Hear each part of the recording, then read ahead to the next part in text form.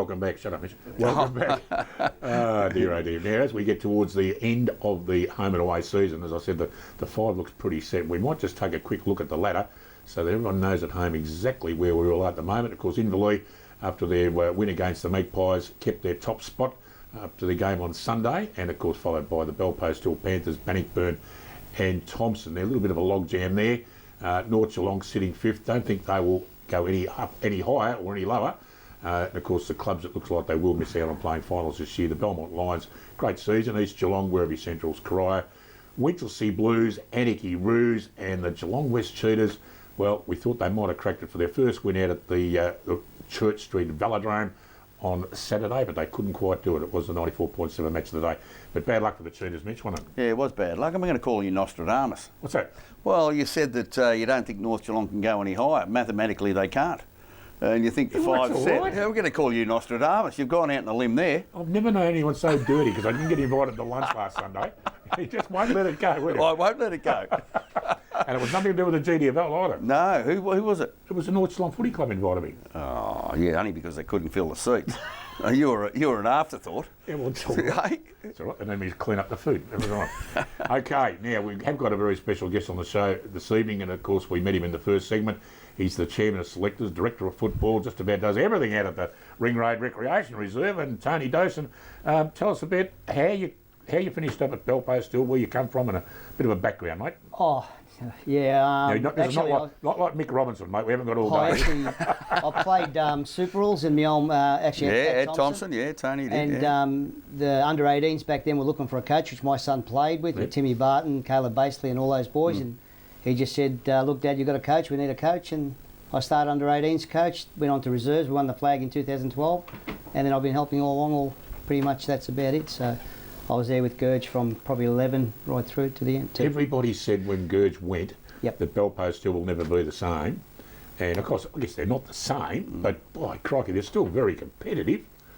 Yeah, well, he set up a structure. The structure's all there. It doesn't matter sort of who coaches. He was.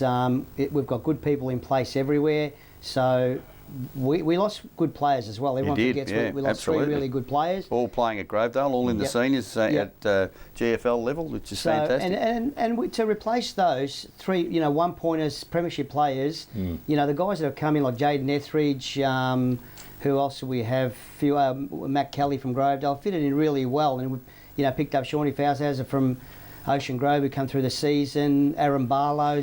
So we've got players there that have just come in off the street. Timmy Barton, is a new recruit. He was injured last year, so we've filled the spots. Are we as good as last year? I don't know yet. Till we get to the finals and we see, but we're going to be competitive, and we're still a relatively young side. That's a credit to you that you've been able to fill the gaps of the players that have left, because it happens to all the clubs, and North Geelong especially as well. We've lost players from last year, but haven't been able to seem to cover them though. Like you guys seem to get them from somewhere. I don't know if you've got a breeding ground somewhere. What's going on? Little baby panthers being born every minute? I wish we did have. I mean, that's going to come back and get us one day, because our oldest group's now under 14, so we need to bridge that gap till these boys sort of retire. But with the point system now, it makes it harder to recruit, so you've got to really target, where we've tried to target younger kids that are playing in the twos now, develop them under that structure, and then hopefully every year one or two come up to seniors. So. Tony, I think from my observation of the whole, of local footy and the GDFL especially, I don't believe that you've got the most talented players in the competition. I certainly have never believed that, but you've certainly got the best team and you've got the best systems in place.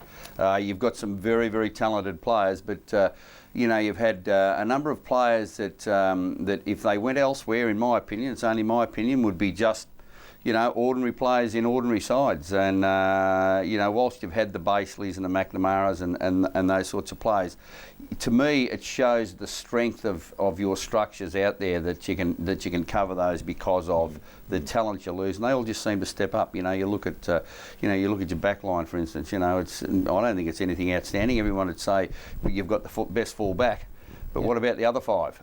They're good players, don't get me wrong. I'm not saying that they're not, but they never pick and choose when they kick or handball. They remind me of the North Shore sides in the early 80s, If someone's in the right spot, they give them the footy. And, whereas in some other clubs, I don't think that's always the case. And I think that comes down to the respect of all the players for each other. And like we've said, we've got players there from 1 to 50. They're all good mates. Yeah, good. So whoever comes up, number 37, 23, 11, 14, they just play their role. And if he's in a better spot, it doesn't matter if our best player at the Hill, he gives the first option. That's and, fantastic. You know, a lot of people forget Will Urquhart, who I reckon is the best small back pocket player I've ever seen. And he's so underrated, goes under the radar, but does his job and then some every week. Shane Lime has been fantastic for us. Yeah. Timmy Barton's gone to centre half back this year, has been brilliant. I reckon he's a better centre half forward, personally. Yeah, I reckon I've seen him a few times at centre half forward. He's a ripper. Yeah, but he's playing unbelievable. Yeah, that's right. That's what I mean. He can play both ends. And look, the retention, everyone forgets we don't have a lot of movement, and that's the secret to it. You know, the players don't get paid a lot of money, they want a success, and you pay a price for that. So to be there, and they love it. And look, a lot of thing goes to Gurge because he created that mateship, the bond, and it is. It's just like a real club, and it's a great place to be. And that's a credit to you because, as you say, it may come back and bite you sooner or later. So what are you doing about under 16s and under 18s, Tony? Look, we've got a great junior coordinator, Melissa Gillum. She's working her butt off. We're going to schools. We're at the schools all the time doing clinics. We look like maybe getting under 18s next year. There's Johnny Bartolo's helping us a bit with that. 16s, we're still hoping. I think doing that Raiders combination team's helping clubs out.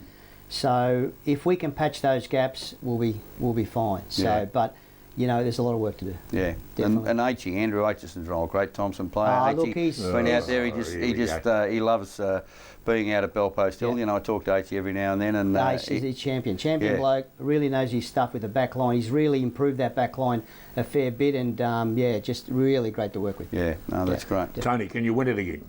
3 in a row. Definitely. Jeez, I tell you, that'll be a magnificent effort. Definitely. Because, as I said, as Mitch said, you mightn't have a lot of talented players. I didn't say you haven't got a talented players, but like I meant to say, you've got the best team. Great team, aren't they? Yeah, That's best the thing. team. They've got a combination there we could all learn from. So it's magnificent. The hardest part now, getting to this stage, is like these guys now going 8 grand finals. That's massive. That's really hard to get motivated. So as you're coming to finals, then you hope that they get back into that role, because playing junior, and we've had a tough draw this year. Which is good for you. I think it's been good for you. It is, but we haven't had our full side in all year. We had Matt Jones, who unfortunately hasn't come up, as we said earlier, and Tari's been out for a long period of time. But now we're starting to get everyone together, everyone's gelling, we've had a new coach obviously, so it's all a bit of a wait and see. But Bannockburn's obviously improved out of sight, Thompson's improved out of sight, so has Inverleigh. So it's pretty tight, isn't it? Yeah, well, good luck again, mate. And did you get the invite to the lunch last Sunday, did you, mate? No, unfortunately. A bit of bad luck. Well, we're going to take another break, and we'll have another quick look at a Mick Larkin snapshot here. Then we'll come back and preview all the big action on tomorrow afternoon. Back after this. We come together.